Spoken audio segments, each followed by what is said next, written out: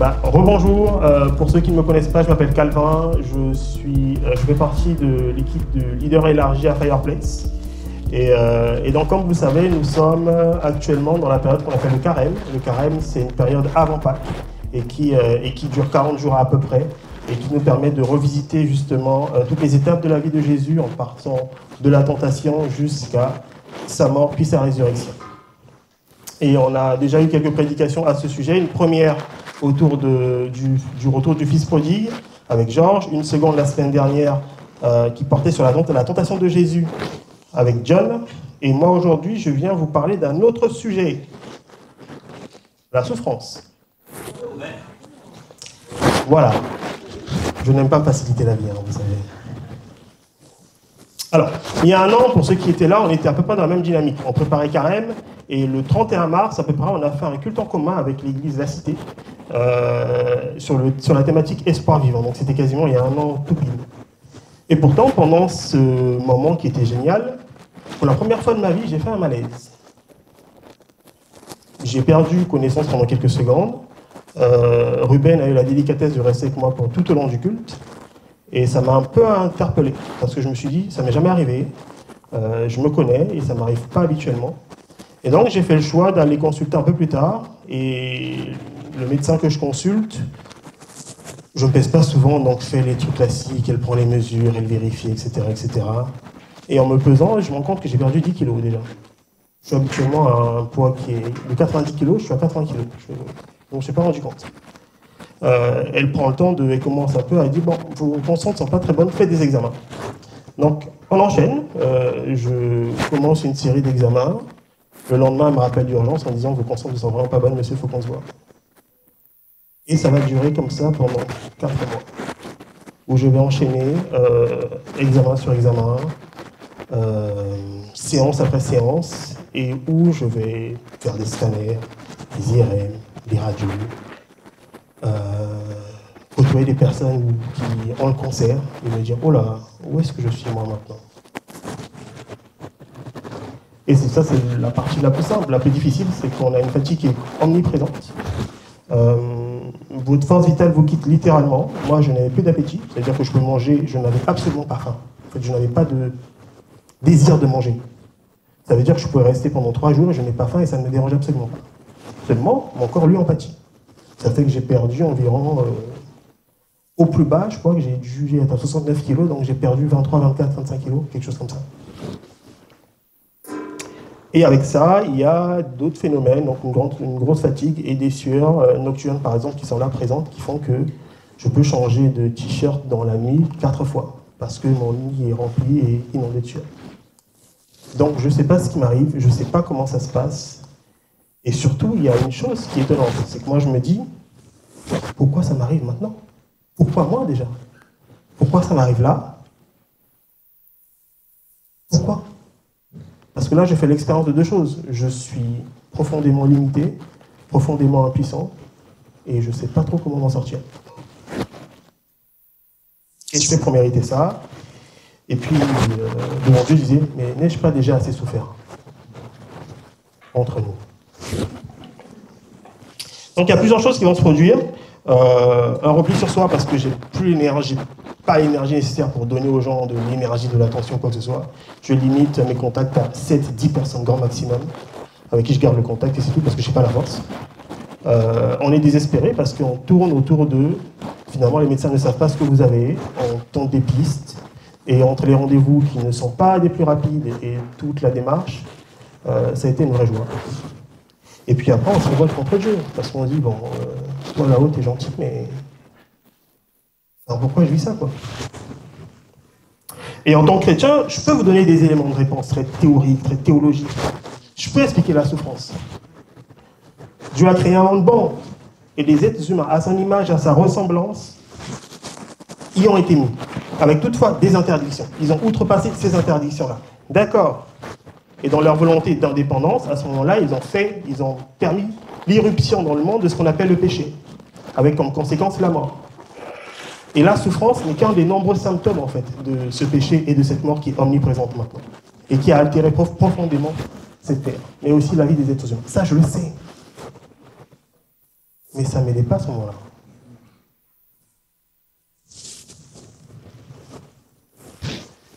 Je fais ce que je sais faire d'habitude, c'est-à-dire que j'essaie de sonder en moi, j'essaie de parler à Dieu, j'essaie de méditer les textes, j'essaie de prier, j'essaie de lire. Rien. Habituellement, quand quelque chose m'arrive, j'ai quelques alertes la plupart du temps. Je suis un peu prévenu en avance. Et là, rien du tout. La souffrance est le lieu où nous recherchons le plus Dieu. Et contre-intuitivement, je me suis rendu compte que c'était le lieu où Dieu était le plus dur à trouver. Alors, je vous partage un peu de mon vécu aujourd'hui, mais la vérité, c'est que la souffrance est relativement universelle. C'est que vous, tous ici, vous connaissez sans doute des personnes qui souffrent, qui sont, elles, atteintes de maladies, de différentes formes de maladies. Vous avez connu des personnes qui, aujourd'hui, ne sont plus de ce monde. Vous avez sans doute vu et connu des amis qui ont fait le choix de se séparer, de divorcer. Vous connaissez des personnes qui ont sans doute été victimes d'une agression grave. Ces choses-là, vous aussi, vous les savez. Je n'ai pas besoin de vous parler de la souffrance, vous la connaissez. Victor Hugo, dans son... Oh, il est génial. Victor Hugo, dans son discours sur la misère en juillet 1849, dit ceci. « Je ne suis pas, messieurs, de ceux qui croient qu'on peut supprimer la souffrance en ce monde. La souffrance est une loi divine, et c'est vrai qu'elle est universelle. Et en même temps, pour reprendre la phrase d'une certaine personne, il y a dans l'expérience de la souffrance quelque chose de subjectif. Ma souffrance n'est pas la vôtre, je ne souffre pas comme vous, et mon ressenti ne sera jamais le vôtre. » Et il y a un artiste qui s'appelle Taïk qui a écrit une chanson parce qu'il y a un de ses amis d'enfance qui est décédé, et ce qu'il traduit là est très intéressant. Il dit littéralement, dans cette chanson qui rend hommage à cet ami Kevin, « Personne ne m'entend, personne ne comprend, personne ne ressent ma peine. On avait 3 ans quand on s'est promis que toutes nos douleurs seraient les mêmes. » Alors, dans une société où la souffrance est invisibilisée, où la plupart des réactions concernant la souffrance sont l'évitement, le détachement, comment est-ce qu'on arrive à supporter cette souffrance? Comment est-ce qu'on se comporte face à elle? Et qu'est-ce qu'on peut en tirer comme profit? Voilà, le titre de ma prédication est le suivant. Quand la vie fait mal. 2 points. Comment Jésus nous montre le chemin? On va commencer la lecture du texte. Alors, il se trouve dans l'évangile de Luc. Luc 9, au verset 18 pour commencer. Un jour, Jésus priait à l'écart et ses disciples étaient avec lui. Il leur posa cette question. « Qui suis-je d'après les foules ?» Ils répondirent, « D'après les uns, Jean-Baptiste. D'après certains, Élie. Et d'autres, un des prophètes d'autrefois qui est ressuscité. Et d'après vous, qui suis-je » demanda-t-il. Pierre répondit, « Le Messie de Dieu. » Jésus leur recommanda sévèrement de ne le dire à personne.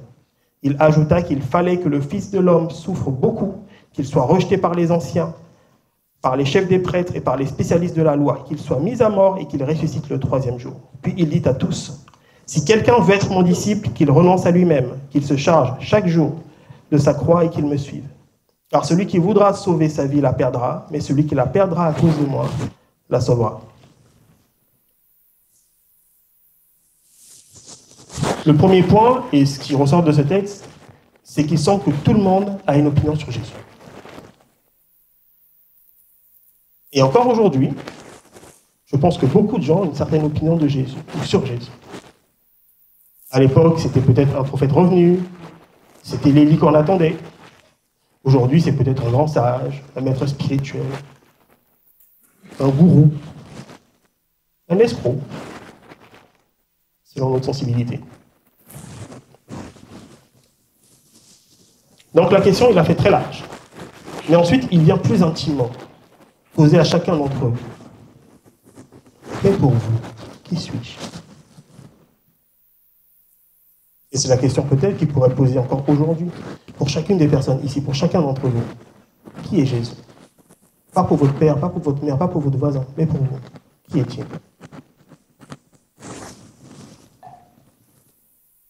Pour Pierre, Jésus est le Messie, le Fils de Dieu. Et contrairement à ce que l'on pourrait s'attendre, Jésus ne le félicite pas. Il demande justement, sévèrement, de ne pas en parler. Pourquoi? Parce que la figure du Messie à cette époque-là revêt un certain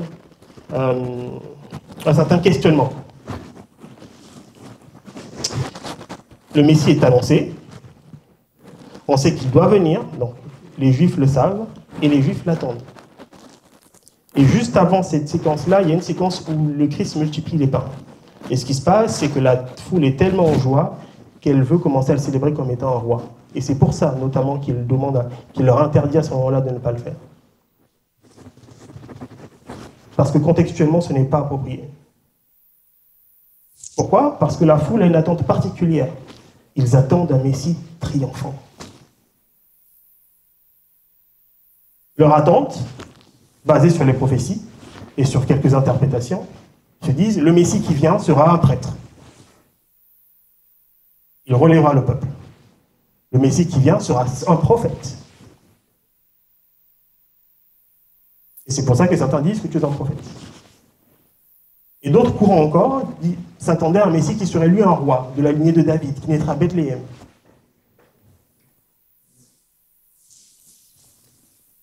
Et qui, comme son ancêtre, dans un contexte profond de colonisation, dans un contexte d'oppression romaine, libéra le peuple. D'une manière bien précise, de manière politique, de manière guerrière, il prendrait le pouvoir. Voilà l'attente qui est là. Seulement, ce qu'ils disent et les prophéties sont bonnes, mais les attentes qu'ils ont ne sont peut-être pas bien orientées. Et c'est pour ça qu'il y a parfois un profond décalage, en tout cas moi je me rends compte, entre les voix de Dieu et nos voix, entre la manière de penser de Dieu et la nôtre. Le Messie qui vient n'est pas un Messie triomphant. Ce n'est pas un chef guerrier.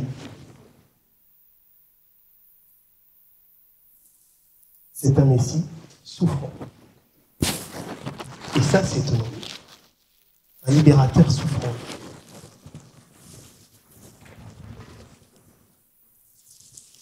Et Jésus prend tout le monde, littéralement tout le monde, à contre-courant, par des contrastes qui sont pour le moins étonnants. Lorsque Dieu vient dans le monde, lorsque le roi de l'univers naît, il ne naît pas dans une grande ville royale, mais dans une petite ville perdue. Il ne naît pas dans un palais, mais dans une étable. Il ne naît pas au milieu de soldats, mais au milieu de bergers. Jésus est certes le Messie, mais un Messie d'un autre type. Celui dont la couronne sur cette terre n'est pas faite d'or et n'est pas ornée de pierres précieuses, mais d'épines. Et celui dont le trône est une croix.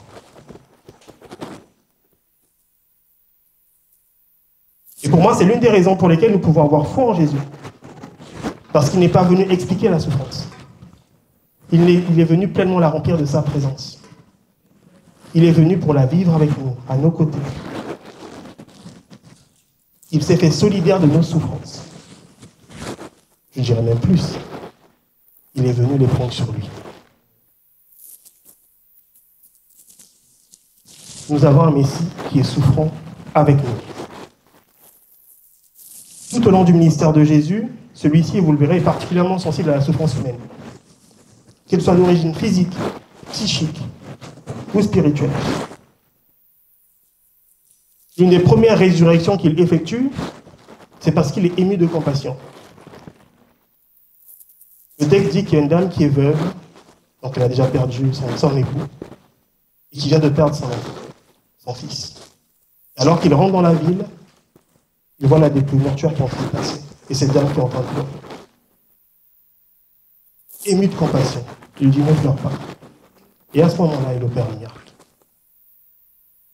Pas parce que c'est prévu, mais parce qu'il compatit pleinement à la peine de cette femme, qui a déjà beaucoup perdu. Il donne à manger aux affamés. Les gens qui viennent, ils sont bientôt nombreux. Il dit, mais comment on va faire pour cette foule? Il console les attristés.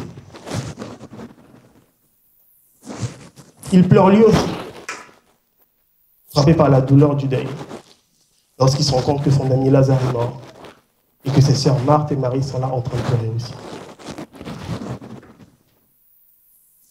Il va effectuer différentes guérisons miraculeuses. La cécité, la surdité, la lèpre, le handicap physique. Il passait même des nuits, le soir venu, à recevoir différentes personnes et à prendre le temps de prier pour chacun d'entre eux. Parce que ce Jésus souffra avec chacun d'entre eux. Et par ses différentes actions, par son ministère, Jésus montre que le royaume est proche. Et qu'il vient un temps où justement toutes ces souffrances ne seront plus.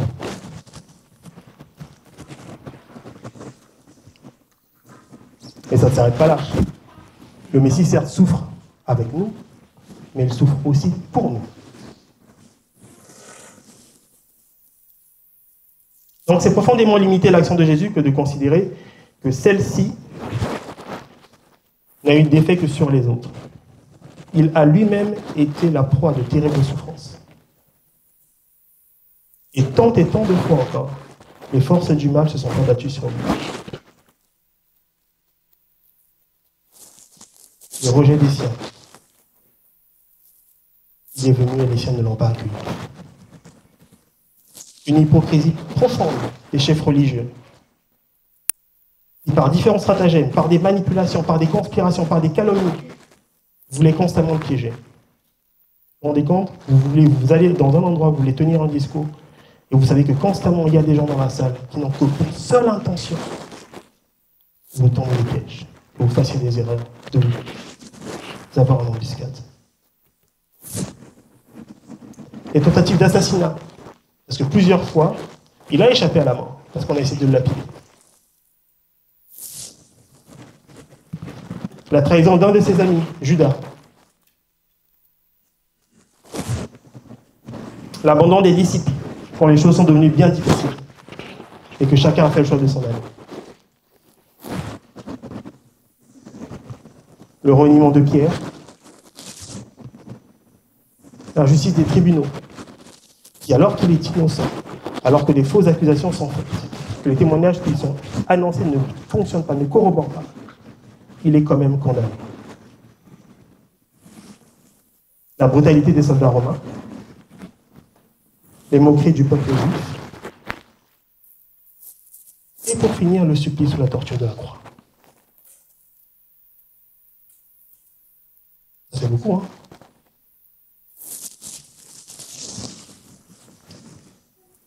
Ainsi, Dieu, motivé par son amour pour les hommes, en son Fils crucifié, assume toute la souffrance humaine. La croix du Christ, c'est justement le cri poussé à la face du monde pour dire aux hommes de tout temps que Dieu est profondément lié à chacun de vous, qu'il est flagellé dans nos tortures, qu'il saigne dans nos blessures, qu'il transpire dans nos sueurs, qu'il gémit dans nos solitudes, qu'il pleure dans nos larmes. Dieu le Fils, les amis, a payé le prix fort pour notre rachat.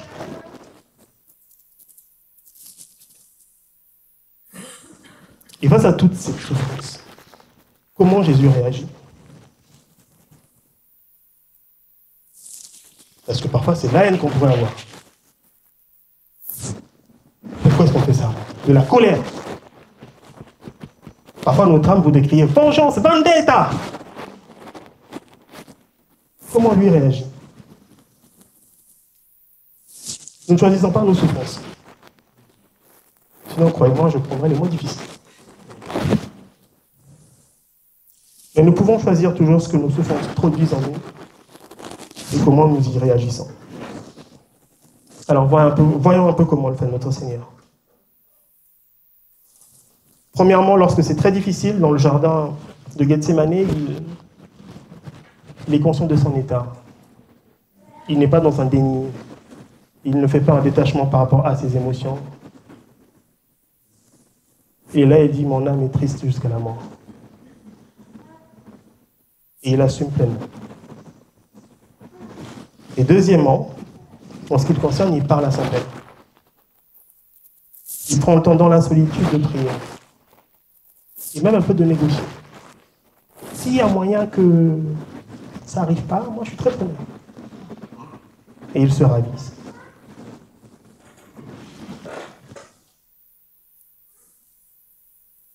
Il est dans un tel état que les textes disent que de la sueur, du sang finalement, que sa sueur va se transformer en sang. Signe d'une profonde angoisse. Phénomène assez rare d'ailleurs.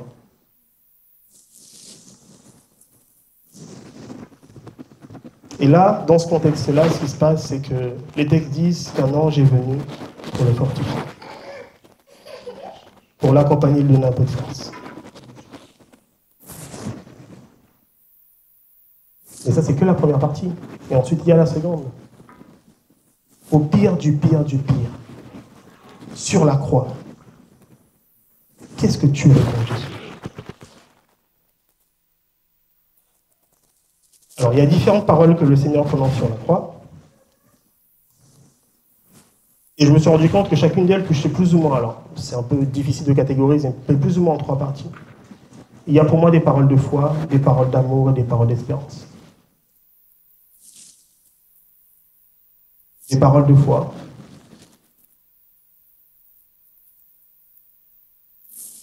Tout est accompli. Ce que j'étais venu faire, ce que tu m'as demandé de faire, je l'ai fait. Et maintenant, je te remets mon esprit. Tout est fait maintenant. Une autre parole de foi, qui est un peu difficile encore, et qui est un peu en bas, et qui est un peu avant. Mon Dieu, pourquoi m'as-tu abandonné? Celui qui était constamment dans la présence de Dieu. C'est pour la première fois l'expérience de l'abandon de Dieu. Et il s'écrit, mon Dieu, pourquoi toi tu m'abandonnes? Lui aussi.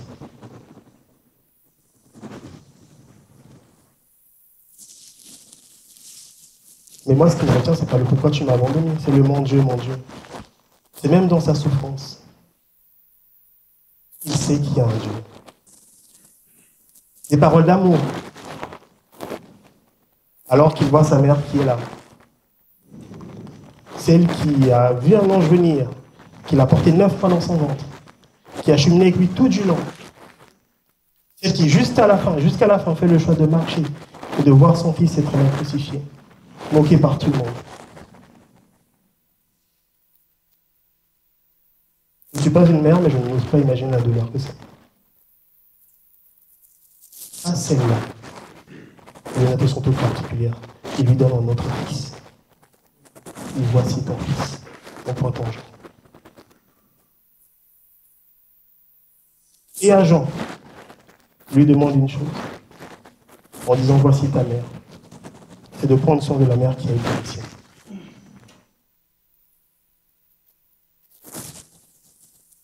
Et puis pour tout le reste, ce qui est parfois le plus difficile, Père, pardonne-leur.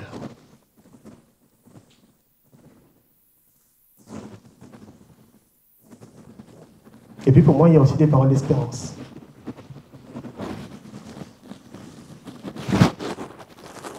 Avec ce bon larron qui est à son côté, qui lui est bien coupable, hein, et qui reconnaît qu'il l'est.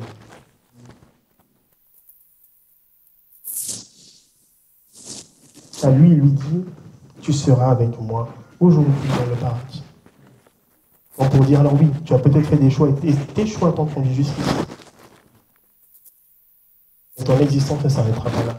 Elle se poursuivra au-delà de la mort. Et au-delà de la mort, tu seras avec moi.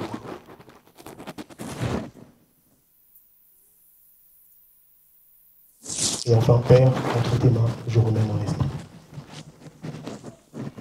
Parce qu'à ce moment-là, alors que sa vie terrestre sous clôture, il la rend à celui qui l'a envoyé. Parce qu'il savait d'où il venait et il savait vers où il partait.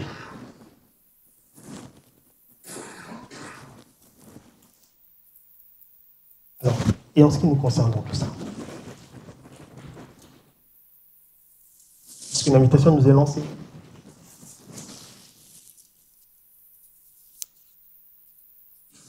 Il dit, si quelqu'un veut être mon disciple, et le texte dit qu'il s'adressait à tout le monde, à tous, avec pour autant des conditions. Renoncer à soi-même. Ce qui pour aujourd'hui, dans la société dans laquelle nous sommes, qui est profondément individualiste, pourrait se traduire par Et si vous faisiez l'effort de vous décentrer un peu de vous?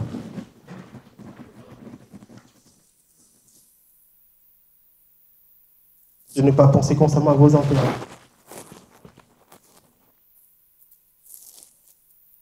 Mais aussi à ceux des autres. À vos ambitions, à vos projets. Et deuxième chose, qu'il prenne sa croix. Dans l'autre version, c'est mis qu'il chaque jour qu'il prenne sa croix. En référence à un effort qui est quotidien, qui est renouvelé, et qui nous invite à accepter les difficultés que nous rencontrons.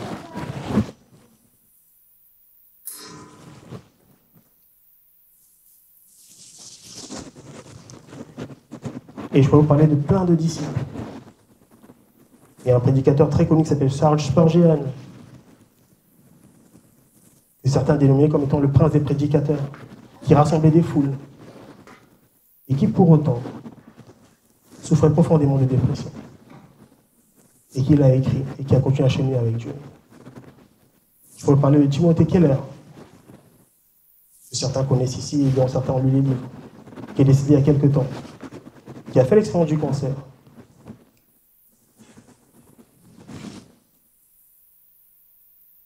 Et je peux vous parler des plus grands, des apôtres, de Pierre, de Paul.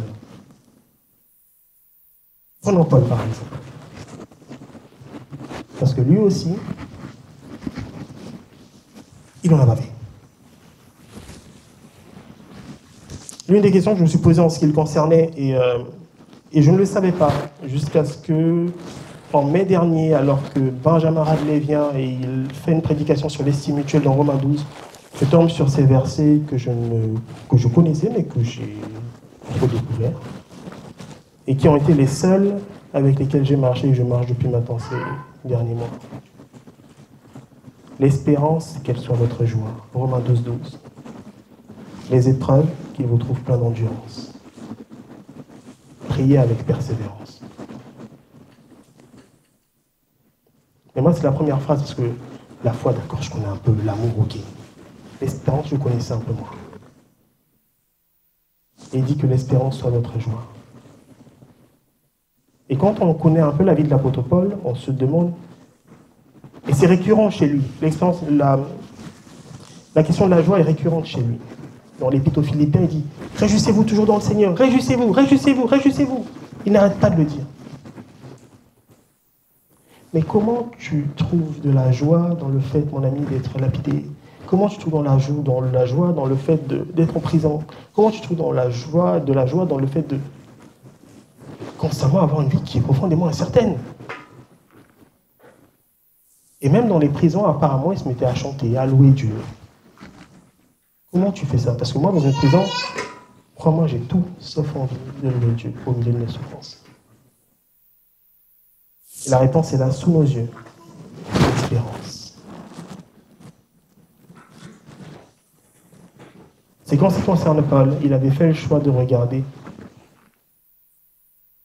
dans les cieux, pour faire simple. De regarder au-delà de cette vie terrestre.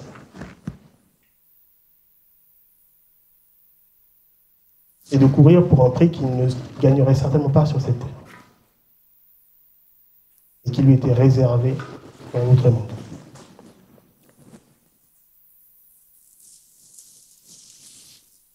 Et cette joie, elle est profonde, elle ne peut pas être enlevée au final. Parce que selon les circonstances, nos états émotionnels sont tellement vacillants que oui, tout peut être difficile. La vie peut être difficile.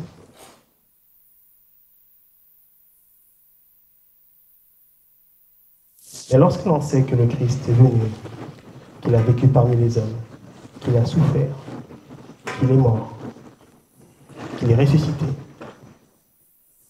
qu'il est monté dans les cieux, et qu'il revient,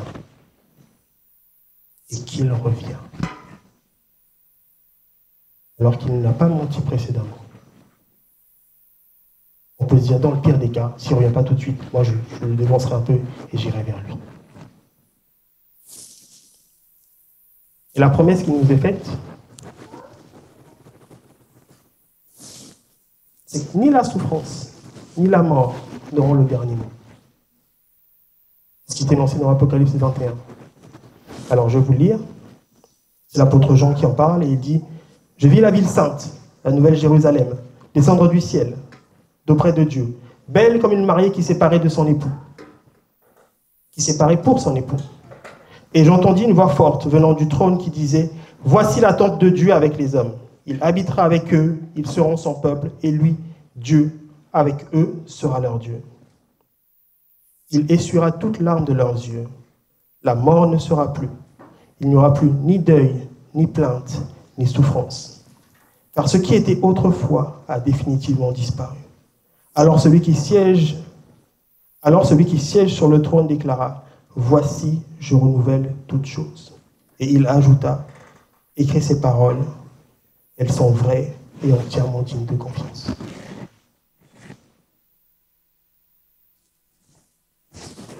En ce qui me concerne, je ne vais pas vous dire que c'était facile tout le temps. Je ne vais pas vous dire que j'ai été le plus grand des prières ou je ne sais pas quoi. Par contre, ce que je sais, c'est que ce Dieu que je connais, ce Dieu qui m'a appelé, peu importe maintenant ce qui se passe, moi je ne lâcherai pas. Dans cette vie. Et peu importe ce qui se passe dans cette vie, je tiendrai ferme et j'aurai persévéré dans la foi. Et dans la prochaine, j'espère vous retrouver tous. Ah.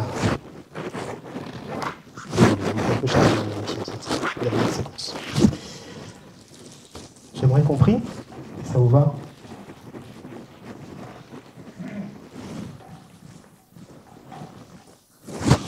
J'ai une pensée toute particulière pour les personnes qui souffrent et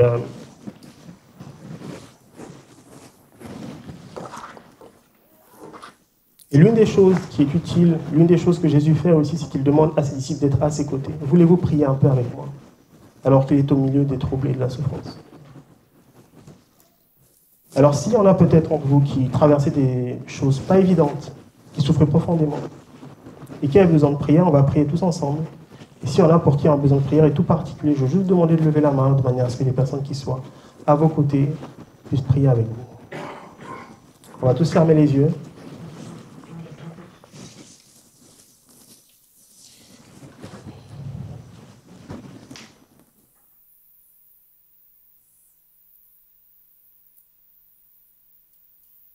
Seigneur, toi qui es venu et toi qui sais mieux que quiconque, toi qui vois, toi qui entends, toi qui sais lire dans les tréfonds des cœurs, toi qui connais la souffrance qui est la mienne, qui est celle aussi des autres. Seigneur, je veux te faire cette prière que l'homme a faite il y a quelque temps maintenant. Pour chacune des personnes ici, et plus particulièrement pour celles qui ont levé la main. Seigneur, je te prie de consoler ce qui a besoin d'être consolé. Je te prie de restaurer, Seigneur, là où il y a eu des dégâts. Seigneur, je te prie de guérir là où il y a des blessures.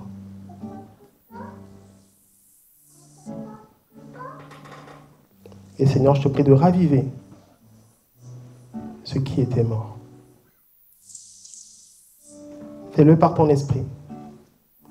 Fais-le comme toi seul sais le faire, de manière à ce qu'il sache que le royaume est proche, qu'il est déjà venu. Et qu'en attendant la fin de toutes choses, Seigneur, toi qui as promis d'être à nos côtés, tu es réellement présent. Tu es présent au travers des Écritures, tu es présent au travers des frères et des sœurs, tu es présent au travers de ton Église. Alors Seigneur, je te prie, viens rencontrer chacun d'entre nous à l'endroit de nos souffrances, à l'endroit de nos besoins. Fais ce que toi seul peux faire, de manière à ce qu'à la fin, Seigneur, à toi et à toi seul la gloire revienne. Dans le nom de Jésus.